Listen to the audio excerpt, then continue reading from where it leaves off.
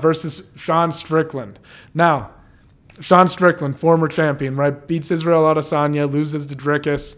Now he's fighting Paulo Costa. And this is a fight where, again, I'm talking about underdogs that I like. I kind of like Costa in this fight.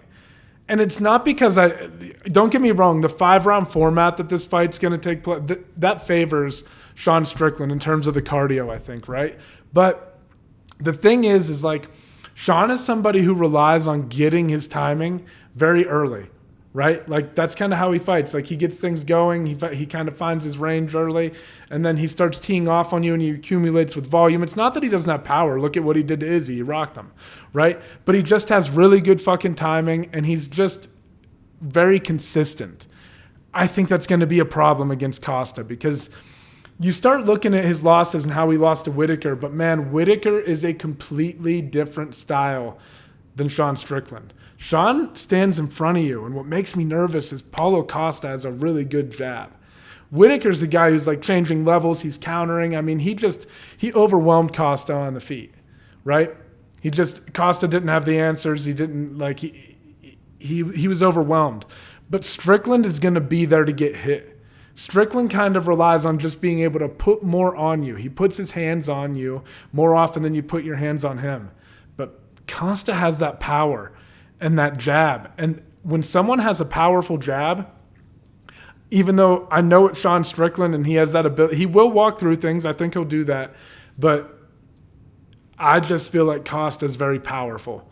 And there's going to be consequences for Strickland trying to cover the distance and walk into that. And because of Costa's explosiveness and his jab, and he throws that kick up there. He has that, oh man, like he rocked Whitaker at the end of that first round with that spinning kick.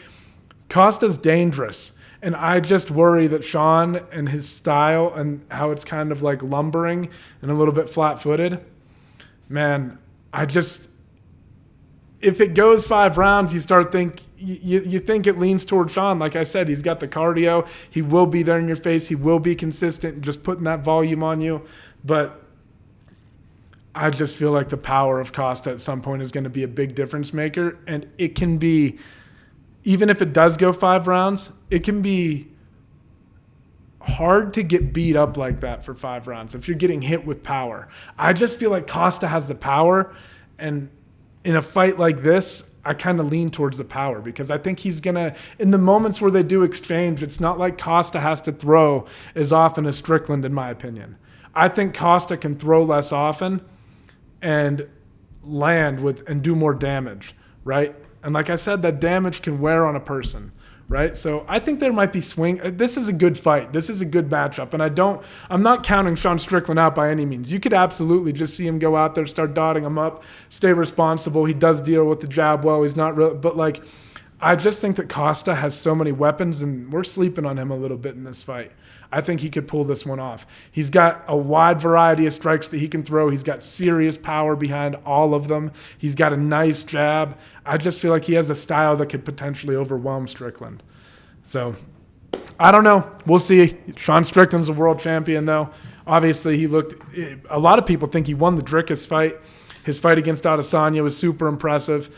And, yeah, he's one of the best in the world. There's no doubt about it. But I just kind of feel like Costa's due a little bit too, weirdly. So we'll see.